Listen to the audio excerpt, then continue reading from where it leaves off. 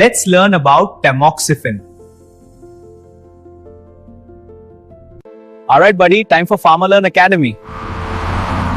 And here we are. This is the place. PharmaLearn Academy, empowering pharmacy education in Sri Lanka. ටැමොක්සිෆෙන් නම සමහර විට අහලා ඇති. මේක පියයුරු පිළිකාවට එරෙහි සටනේදී හරිම වැදගත් ආයුධයක්. ඒත් මේකේ කවුරුත් වැඩි කතා නොකරන ටිකක් සංකීර්ණ පැත්තකුත් තියෙනවා. අපි මේ විග්‍රහයෙන් බලමු මේ එකම ඖෂධය කොහොමද එක පැත්තකින් ජීවිත බේරන මිතුරෙක් වෙද්දී අනිත් පැත්තෙන් යම් අවදානම් ගේන සතුරෙක් වගේ වෙන්නේ කියන. හොඳයි, අපි මේ කතාව දිගහරින්නේ කොටස් 5කින්. මුලින්ම අපි කතා කරමු ටැමොක්සිෆෙන් වල තියෙන අමුතුම විරුද්ධාභාසය ගැන. ඊට පස්සේ ඒක ශාරීරිය ඇතුලේ වැඩ කරන විදිය, පිළිකාවට එරෙහිව සටන් කරන හැටි, ඒකත් එක්ක එන අවදානම් මොනවද සහ අන්තිමට අද තියෙන අලුත්ම ප්‍රතිකාර ක්‍රම අතරේ ටැමොක්සිෆෙන් වලට තියෙන තන මොකක්ද කියන අපි බලමු. හරි, අපි එනම් පටන් ගමු මේ ප්‍රහීලිකාවෙන්. කොහොමද එකම ඖෂධයකට පුරුවන් වෙන්නේ? එක තැනකදී උදව් කරලා තවත් තැනකදී ඒකේ හාත්පසින්ම විරුද්ධ දේ කරන්න. ඒක පුදුම දෙයක් නේද? මන්න මේ අභිරහසට උත්තරය හැංගිලා තින්නේ සර්ම් කියන වචනේ. ඒකේ තේරුම තමයි ටැමොක්සිෆෙන් කියන්නේ හරියට විවිධ විස්මුහුණු දාගන්න පුළුවන් නළුවෙක් වගේ. ශරීරයේ එක එක තැන්වලට ගියාම ඒකේ චරිතය වෙනස් වෙනවා. උදාහරණයක් විදිහට පියයුරු වලදී ඒක ඊස්ට්‍රොජන් වලට විරුද්ධව වැඩ කරනවා. ඒ කියන්නේ ඒක අවහිර කරනවා. ඒත් අස්ථි වලට ගියාම ඒක ඊස්ට්‍රොජන් වගේම වැඩ කරලා අස්ථි ශක්තිමත් කරනවා. බලන්නකෝ ඒ දක්ෂකම. හරි. ඔන්න ඔය කියන ද්විත්ව ක්‍රියාද ඇත්තටම අපේ ශරීරය ඇතුලේ සිද්ධ වෙන්නේ කොහොමද? අපි මේ යාන්ත්‍රණය දිහා පොඩ්ඩක් ගැඹුරින් බලමු. මෙතනින් ඔය ද්විත්ව බලපෑම හරිම පැහැදිලි. බලන්න පියයුරු පටක ඇතුලේ ටැමොක්සිෆෙන් වැඩ කරන්නේ ආරක්ෂකෙක් වගේ. ඒක ඊස්ට්‍රොජන් ප්‍රතිග්‍රාහක අවහිර කරන පිළිකා සෛලවල වර්ධනය නවත්තනවා. හැබැයි ඒකම අස්ථි වලට ගියාම ඊට හාත්පසින්ම වෙනස්. එතනදී ඒක ඊස්ට්‍රොජන් වගේම ක්‍රියා කරලා අස්ථි ශක්තිමත් කරනවා. හිතන්නකෝ එකම ඖෂධය තැන් දෙකකදී සම්පූර්ණයෙන්ම වෙනස් ප්‍රතිඵල දෙකක් දෙනවා. හරි, අපි දැන් යමු ටැමොක්සිෆෙන් වල ප්‍රධානම කාර්යයට. ඒ කියන්නේ පියුරු පිළිකා ප්‍රතිකාර ලෝකයේ ඒකට හිමි වෙන තීරණාත්මක තැන ගැන කතා කරන්නේ. මෙන්න මේක තමයි කතාවේ වැදගත්ම සංඛ්‍යාව. ඊස්ට්‍රොජන් ධනාත්මක, ඒ කියන්නේ ඊස්ට්‍රොජන් හෝමෝනයේ මත යැපෙන පිළිකා තියෙන රෝගීන්ගෙන් 60%කටම 60%කටම ටැමොක්සිෆෙන් වලින් හොඳ ප්‍රතිඵල ලැබෙනවා. ඒ කියන්නේ 10 දෙනෙක් ගත්තොත් 6 දෙනෙක්ටම මේක සාර්ථකයි. ඒක ඇත්තටම විශාල දෙයක්. ටැමොක්සිෆෙන් වල වැඩ කොටස එක දෙයකට විතරක් සීමා වෙන්නේ නැහැ. ඒක පියයුරු පිළිකාවට කෙලින්ම ප්‍රතිකාර කරන්න පාවිච්චි කරනවා. ශල්‍යකර්ම වගේ දේවල් වලින් පස්සේ පිළිකාව නැවත එම වළක්වන්න උදව් වෙනවා.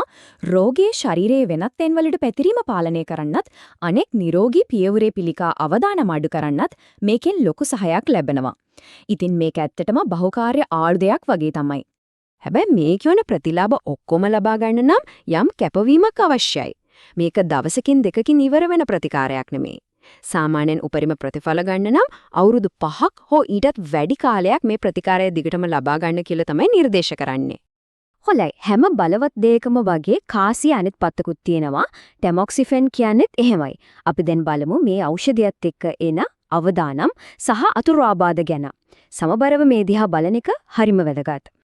ඕනෑම ඖෂධයකට වගේ මේකටත් යම් අතුරු ආබාධ තියෙන්න පුරුවල්. සුලභවම දකින්න ලැබෙන දේවල් තමයි ශරීරයේ එක පාරටම උණුසුම් වෙනවා වගේ දැනෙන එක, සමහර විට අස්තිවල හෝ පිළිකාව තිබුණු තැන්වල වේදනාව, එහෙමත් නැත්නම් සුළු රුධිර වහනයක් වගේ දේවල්. හැබැයි මේවා බොහෝ දෙනෙක්ට වෛද්‍ය උපදෙස් එක කළමනාකරණය කරගන්න පුළුවන් මට්ටමේ තියෙන්නේ. ඒ වගේම හැමෝටම ඇති වෙන්නේ නැති ඒත් අපි දැනුවත් වෙලා ඉන්න ඕන ටික බරපතල අවදානම් කීපයක්ත් තියෙනවා. උදාහරණයක් විදිහට රුධිර නාලවල ලේක් කැටි ගැසීම්, එහෙම නැත්නම් ඊටාම කලාතුරකින් ගර්භාෂයේ පිළිකා අවදානමක්. මේවා හරිම දුර්ලභයි. ඒත් වෛද්‍යවරුන් රෝගීන්ව නිරන්තරයෙන් නිරීක්ෂණය කරන්නේ මෙන්න මේ වගේ දේවල් කලින්ම හඳුනා ගන්න තමයි. හැබැයි මේ හැමදේම එක්ක අපි තේරුම් ගන්න ඕන වැදගත්ම කාරණේ තමයි මේක. වෛද්‍යවරුන් මේ අවදානම් සහ ප්‍රතිලාභ කිරලා මැනලා බලනකොට බොහෝ රෝගීන් සම්බන්ධයෙන් ටැමොක්සිෆෙන් වලින් ලැබෙන ජීවිතේ බේරා ගැනීමේ හැකියාව ඇතිවිය හැකි අවදානම් වලට වඩා අතිශයින්ම ඉහළයි. ඒක තමයි තීරණය ගැනීමේදී වැදගත්ම වෙන්නේ.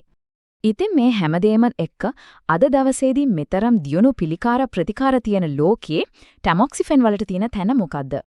අපි තේරුම් ගන්න ඕන ටැමොක්සිෆෙන් කියන්නේ වෛද්‍යවරුන්ගේ මෙවලම් කට්ටලේ තියෙන එකම ආයුධය නෙවෙයි. ඒක හරිම බලවත් ආයුධයක්. ඒත් දැන් ඊට අමතරව ශරීරයේ ඊස්ට්‍රොජන් නිෂ්පාදනයම නවත්තන්න පුළුවන් ඇරොමැටිස් නිෂේධක වගේ වෙනත් බලවත් ඖෂධත් භාවිතයට ඇවිල්ලා තියෙනවා. වෛද්‍යවරුන් දැන් මේ ඖෂධ වර්ග දෙකම හරිම බුද්ධිමත්ව එකට භාවිතා කරනවා. උදාහරණයක් විදිහට සුලභ ප්‍රතිකාර සැලැස්මක් වෙන්න පුරුවන් මුලින්ම අවුරුදු 2-3ක් ටෙමොක්සිෆෙන් වලින් ප්‍රතිකාර කරලා ඊට පස්සේ ඇනස්ට්‍රසෝල් වගේ ඇරෝමැටේස් නිෂේධකයකට මාරු වෙන එක. මේකෙන් උත්සාහ කරන්නේ ප්‍රතිකාරයේ උපරිම ප්‍රතිඵල ලබා ගන්න. ඒ වගේම සමහර වෙලාවට ටැමොක්සිෆෙන් වලින් බලාපොරොත්තු වෙන ප්‍රතිඵල නොලැබෙන අවස්ථාවලදී එහෙම නැත්නම් රෝගය නැවත මතුවනොත් අත්හරින දෙයක් නැහැ. එතනදී ඇනස්ට්‍රසෝල්, ලෙට්‍රොසෝල් වගේ ඊළඟ පරම්පරාවේ ඖෂධ වලට මාරු වෙන්න අවස්ථාවක් තියෙනවා. ටැමොක්සිෆෙන් කියන්නේ නිකම්ම ඖෂධයක් නෙවෙයි. ඒක පිළිකා ප්‍රතිකාරයේ ඉතිහාසයේ වෙනස් කරපු සම්දිස්ථානයක්. අද වෙනකොට විද්‍යාව දියුණු වෙලා අලුත් ප්‍රතිකාර ක්‍රම බිහි වෙමින් තියෙනවා. නමුත් මේ දෙබිඩි කඩුව වගේ වැඩ කරපු ඖෂධයේ අපිට උගන්වපු පාඩම් අනාගතයේදීත් පිළිකා පරීක්ෂණවලට මඟ පෙන්වනව නිසකයි. ඉතින් ඊළඟට එන විශාල පෙරලිය මොකක් වෙයිද?